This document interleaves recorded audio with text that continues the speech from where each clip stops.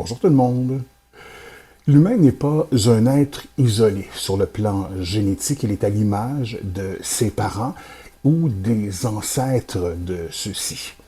Et puis, il est le fruit de la société où il évolue. Chacun de nous provient d'une micro-société familiale et dans une société plus grande où nous sommes influencés par des valeurs communes. Nous sommes influencés les uns par les autres, par une histoire aussi qui nous est chère, qui nous est commune, et des croyances, bien entendu. Chacun de nous est le résultat d'un collectif humain.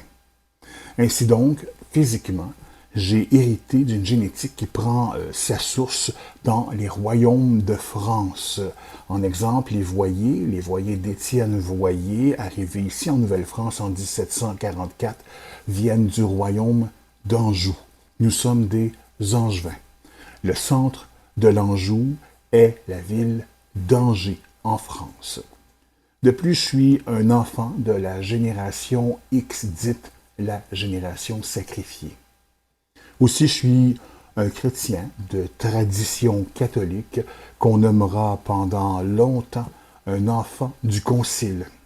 Je suis de la dernière génération québécoise à avoir vu régulièrement des églises catholiques pleines à craquer d'un dimanche à l'autre.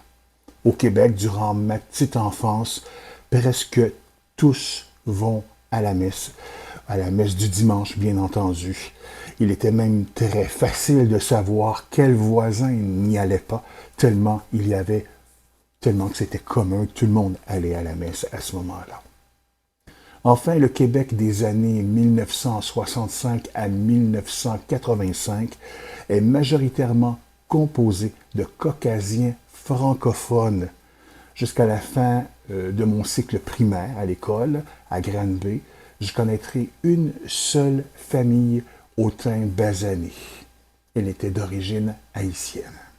Depuis ma naissance, le monde a bien changé.